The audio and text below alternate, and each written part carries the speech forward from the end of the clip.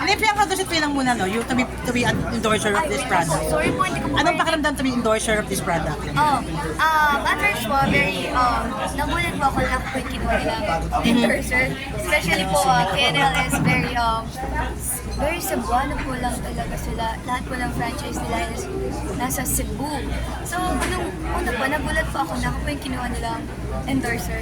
Lalo na po, asabayan ko po sa Pyramid Brother House is very Bisaya sila, originated from sila sa Cebu. So, nung nalaman ko po, very super nagulat po ako, super na-overwhelmed. But at the same time, super masaya po. Novyang, I just wanted to ask your reaction mo sa sinabi ni Ivana na ikaw daw yung kanyang isa sa mga favorite na naka-collaboration. Nung napanood ko po yun, actually dumaan po siya sa feed ko. And nung napanood ko po yung super na-touch po ako, naisip po ako sa favorite niya na collab.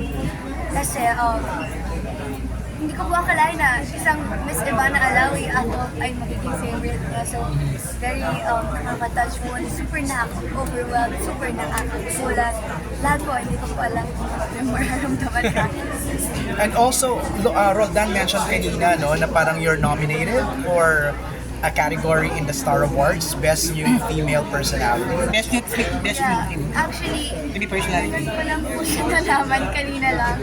And I don't know kung anong i-react ko. Kasi madami lang po nakakalam ng kung ano yung totoong ugali ko. And siguro po, madami talagang natutuwa talaga sa ugaling meron ako. And madami din nagagalit. Pero it's okay, I'm very happy po sa Have you seen the first few episodes of PBB? clips po from the Black Up. Actually, natutuwa po talaga ako na ngayon nag-collab yung GMA at ABS. I don't think magkakameron ng problema. Especially, super nakaka-enjoy silang panoorin. So far, sino yung mga favorite mo doon na naaliw ka na? Number one, nakikita ko po yung ugali ko kay Ismir. Very madaldal, very jolly talaga. Nakikita ko si Ismir sa ugali ko. And syempre si Miss Ivana. Yes, Miss Ivana, black din sa loob. I hope manalo ka sa taas mo. Ano na nga pwede mong maibigay na payo no, sa mga sumasali sa PBB? Bilang grand winner ka. Yeah. Siguro po, every time na nag-audition sila, kailangan talaga nila bigay yung 100% na patience nila talaga na kailangan matyaga sila.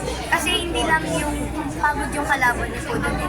Kalaban niyo din po doon yung oras niyo, Yes. yung pasensya niyo, lahat-lahat. Kailangan talaga, if mag-audition kayo sa PBB, ibibigay niyo talaga yung 100% niyo talaga. Kasi nung nag-audition po ako, grabe, super nakakapagod. 2 days po kung walang tulog doon. So, yeah, kailangan talaga ibigay nila yung full power nila para if ever na mag-audition. Thank you. How do you handle fame? Ikaw kasi siyempre bilang yung sikat mo because PBB, paano mo hinahandle? Actually, hindi ko po siya hinahandle kasi hindi ko po nakikita yung sarili ko as famous sa yes, industriya. So, I think po, hinahandle ko po siya the way na binabalik ko po sa kanila yung binibigay po nilang support sa akin.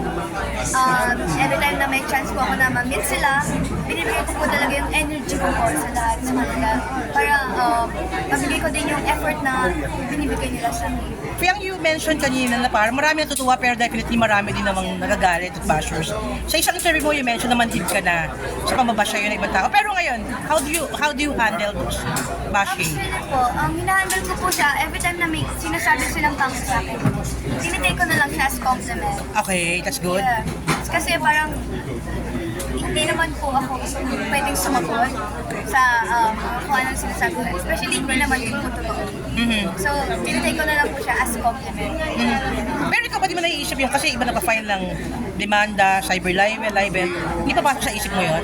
Actually, may balak na po ako sa isang fan po actually Sa isang? sa isang fan po from TikTok. Bakit mo naisip na balak mo paano? Kasi super, malala na po siya mag-bash actually. Below the belt. Super below the belt, yung personal ko. Fake news. Okay. Super fake news niya siya. And madami na po siya dinadamay sa akin. Family ko, especially si JM. Basher po siya namin ni JM. You mentioned JM, ano? Ang daming kinilig na sweet Teo sa isang concert. I think kay TJ yata yan. People are asking, especially your fans, ano ba talaga yung real label ng relationship? Is there a relationship ba right now? Ang masasabi ko lang po sa ngayon ay si JM po ay pinapahalagaan po namin yung isa't isa. Yun lang po. Thank you. Pero Pero ano siya Piang- special for you? Okay. Pero yung pinagsishift din sa inyo ni Jaren habang may GM talaga na love team, ano masasabi mo doon? Anong reaction? Sa akin po, Jaren and I, friends lang po talaga kami ni Jaren. Very close friends po kami ni Jaren. So I don't think po na mas may iaangat ko po. Hindi, yung love team, halimbawa, i-partner ka rin kay Jaren, parang gano'n. Okay ba Yung iba sa'yo? gusto ng Jaren, yung iba gusto ng GM, ang Piang gano'n. Siguro po, ngayon po wala po akong masasabi about doon kasi as of now po, ako naman po yung may choice kung sino yung gusto ko na love team. Sino yan? Si JM yun? Yes, of course. Kasi very comfortable po ako sa kanya. Every time na nag-work po kami together, nakakalimutan na po namin ang work. Okay, yung Super mahalaga siya. enjoy. Last na to, plano mo sa Holy Week, anong gagawin mo sa Holy Week? Actually, sa Holy Week po, meron pa akong work. Pwede ka sabihin? Or ano yung mga traditional na nagagawa ang pag Holy Week? How do you, Po? paano mo inaalala ang Holy Week? Paano nyo inaano? Ang family nyo? Ngayon po kasi, hindi ko po masaselebrate yung Holy Week. Mas may pahinga. Kasi sa mismong Holy Week po, siguro 1 week po work at Holy Week. Okay, thank you. Salamat sa'yo. Thank